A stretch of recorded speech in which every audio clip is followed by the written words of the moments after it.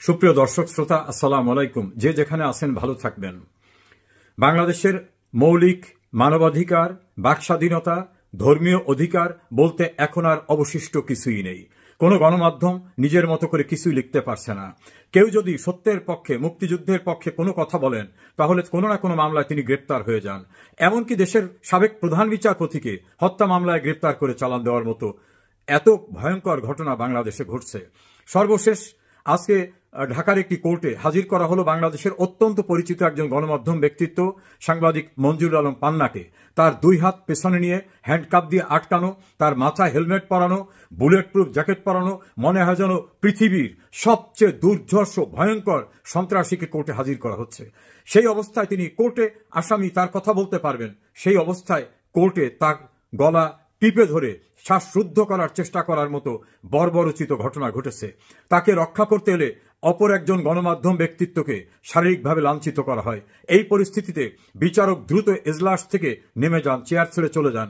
তিনি হয়তো ভেবেছেন যে আমি বাধা দিলে কদিন পূর্বে যেমন 18 জন বিচারককে বাড়ি পাঠিয়ে দেওয়া হয়েছে বাধ্যতামূলক অবসরে, হয়তো আমাকে পাঠিয়ে দেওয়া হবে, না হয় আমি মবের শিকার হব। এ কারণে বিচারক কোনো প্রোটেকশন তার কোর্টের বিচার প্রার্থীকে না দিয়ে তিনি নেমে গেলেন। এই ভয়ঙ্কর ঘটনার ছোট্ট একটা ক্লিপ আমরা আপনাদের সামনে প্রথম উপস্থাপন করতে চাই।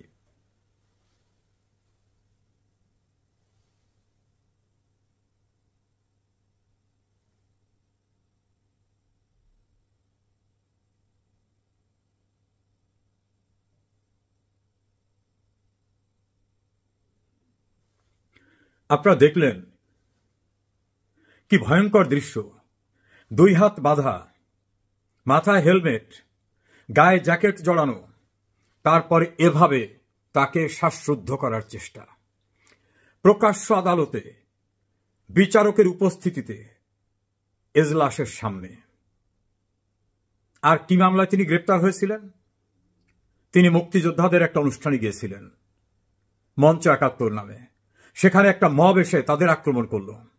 যারা আক্রমণ করল তাদের গ্রেপ্তার না করে গ্রেপ্তার করা হলো এই সাংবাদিক মঞ্জুরুল আলম পান্না, ঢাকা বিশ্ববিদ্যালয়ের অধ্যাপক হাফিজুর রহমান কার্জন, দেশের খ্যাতিমান প্রখ্যাত মুক্তিযোদ্ধা লতিফ সিদ্দিকী সহ অন্যান্যদেরকে। এত বড় জঘন্য মিথ্যা মামলায় গ্রেপ্তার করা হলো তাদেরকে। তারা হলেন আক্রান্ত। যারা আক্রমণ করলো তাদের বিরুদ্ধে কোনো ব্যবস্থা নেওয়া হলো না।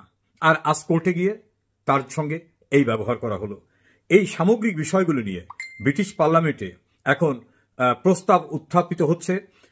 আমি সেই বিষয়টা আপনাদের, বাংলাদেশের সহিংসত মানবাধিকার লঙ্ঘন নিয়ে ব্রিটিশ পার্লামেন্টের উদ্বেগ। British MP Will Forrester House of কমন্সে একটি পিটিশন জমা দিয়েছেন। পিটিশনে বলা হয়েছে বাংলাদেশের অন্তর্বর্তীকালীন সরকারের সময় সাধারণ মানুষের মধ্যে ভয়ে দিন কাটছে। দেশে সহিংস অপরাধ, ধর্মীয় উগ্রবাদ, রাজনৈতিক হামলা, নারীদের হয়রানি, সংখ্যালঘুদের উপর নির্যাতন বেড়েছে।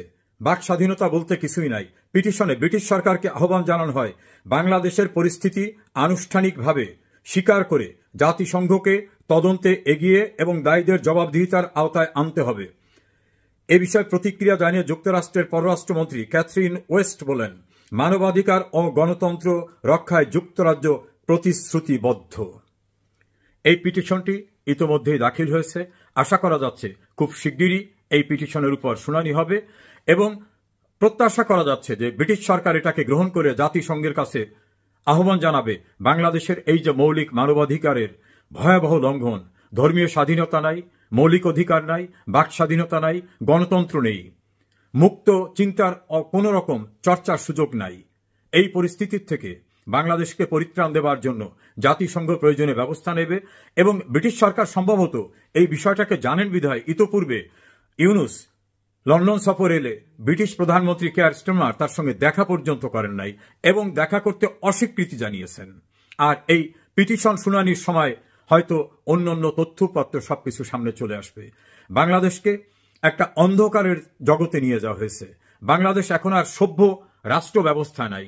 গণতন্ত্র, মানবাধিকার, ধর্মীয় অধিকার, বাক স্বাধীনতা, সংবাদপত্রের অধিকার, গণমাধ্যমের অধিকার, কোনো কিছু আর বাংলাদেশ অবশিষ্ট নাই। প্রতিদিন লাশের পর লাশ, কোনো আইন শৃঙ্খলা বলতে কিছু নাই। বিচার বিভাগ সম্পূর্ণরূপে আজ্ঞাবহ। অর্থনীতির অবস্থা একেবারে নাজুক। ব্রিটিশ পার্লামেন্টে এই বিষয়টা আলোচনা হওয়ার পরে হয়তো বড় ধরনের কোনো সিদ্ধান্ত বেরিয়ে আসবে। ডক্টর ইউনূসকে পৃথিবীর অনেক দেশ মনে করতেন নোবেল পেয়েছে বোধহয় বিশাল কিছু, কিন্তু এই ব্যক্তি যে কত হীনমন্য প্রকৃতির, সে যে কত স্বার্থান্বেষী, সে যে কত প্রতিহিংসা পরায়ণ, সে যে কত প্রতিশোধ পরায়ণ, সে যে নিজেরটা ছাড়া কিছু বোঝে না, সে যে কত ক্ষমতা লিপ্সু, এই বিষয়গুলি ক্রমান্বয়ে সামনে চলে আসছে।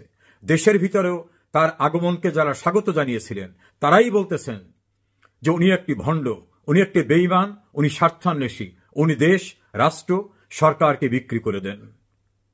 আসুন অপেক্ষা করি ডক্টর ইউনূসের করুণ পরিণতি দেখার জন্য। সে সময় আমার মনে হয় খুব দূরে না।